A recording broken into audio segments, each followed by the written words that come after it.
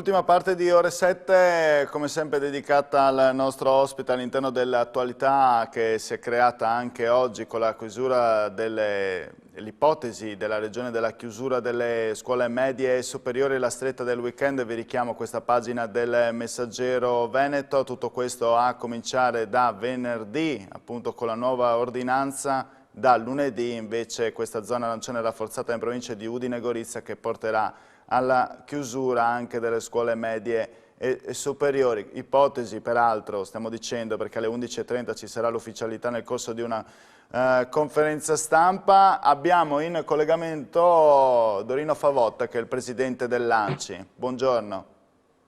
Buongiorno a lei, buongiorno ai telespettatori. Favotte, lei peraltro è stato invitato all'interno di uno dei tavoli ieri con dal Presidente Federica al Vicepresidente Riccardi e dalla Giunta. Magari ci può anche fare il punto della situazione.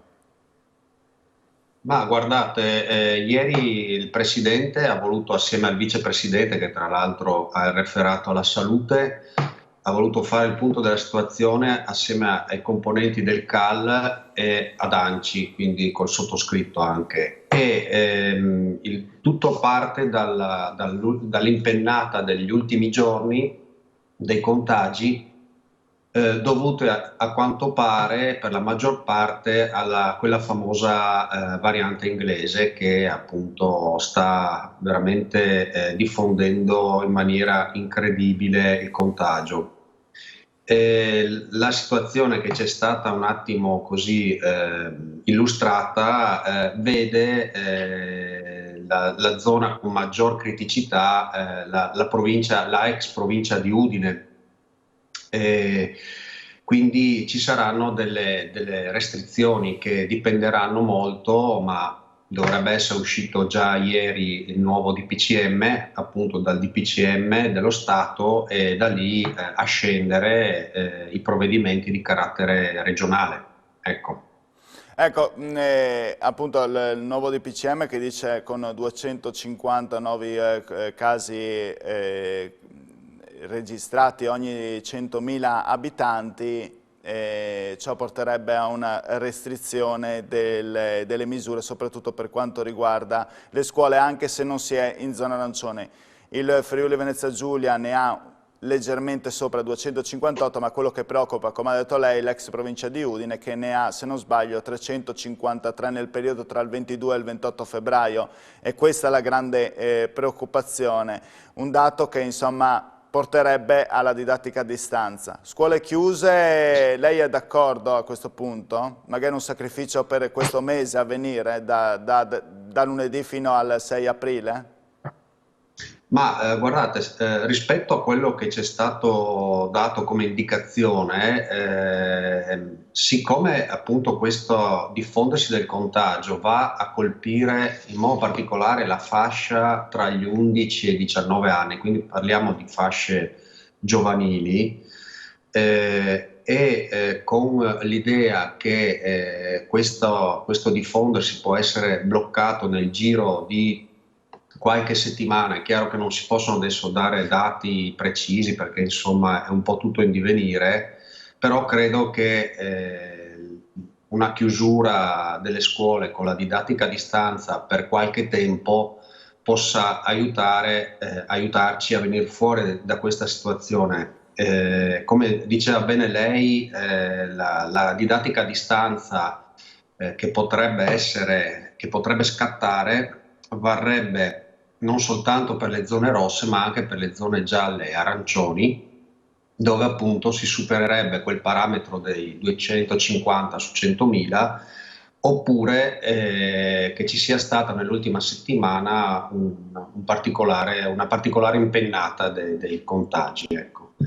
Quindi Sì. secondo me se serve per combattere questa situazione di emergenza, va bene fare, è giusto prendere queste misure anche di un certo rilievo, che possono anche in un certo senso per creare delle difficoltà alle famiglie, però nello stesso tempo devono essere, come c'è stato in qualche modo indicato anche ieri, come prospettiva, ma credo che sia una prospettiva che deriva più dallo Stato, che è quella appunto di concedere dei congedi parentali per le famiglie che devono gestire appunto i bambini e i ragazzi che stanno a casa, piuttosto che delle forme di contribuzione, se pensiamo ai lavoratori autonomi, ecco.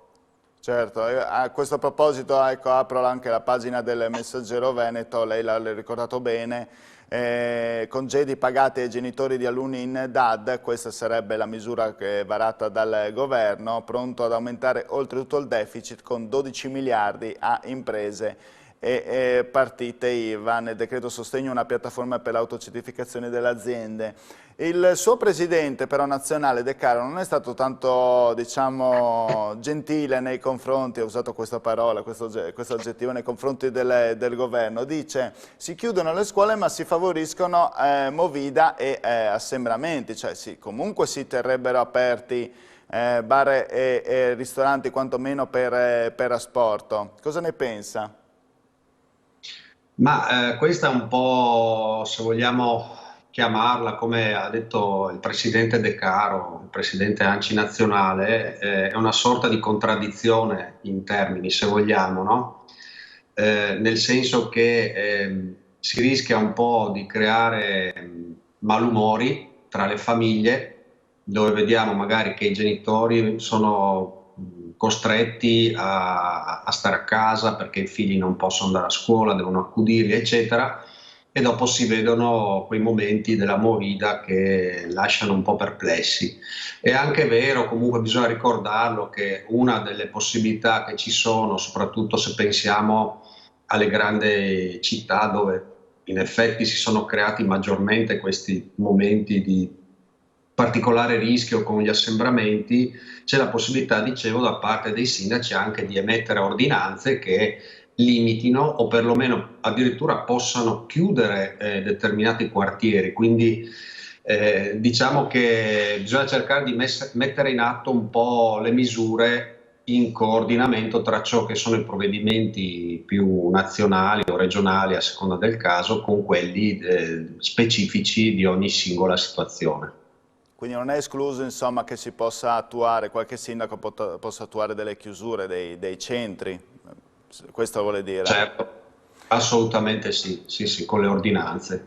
Senta, l'ultima cosa che le chiedo, la campagna vaccinale va sempre più a rilento, sappiamo oltretutto anche, l'abbiamo visto nella prima parte di Ore 7, che c'è per esempio Kurz che preferisce andare con Israele o qualcun altro con altre somministrazioni. Voi sindaci siete pronti a fare la vostra parte in che modo? Anche con questa nuova struttura commissariale? Beh, per quanto riguarda noi sindaci, se c'è da mettere a disposizione locali a partire da palestre, palasport, teatri, qualsiasi locale utile per velocizzare e fare in modo che per il cittadino ci sia la possibilità di vaccinarsi con un sito che sia vicino o sotto a casa, insomma, siamo prontissimi, insomma, quindi nessun problema, basta che ce lo chiedano, ce lo dicano, noi mettiamo a disposizione tutto quello che serve. Ed è un nostro dovere, tra l'altro, come autorità di pubblica sicurezza e anche sanitaria locale. Perfetto, grazie Favotto, le auguro buon lavoro e buona giornata. Altrettanto a lei, arrivederci.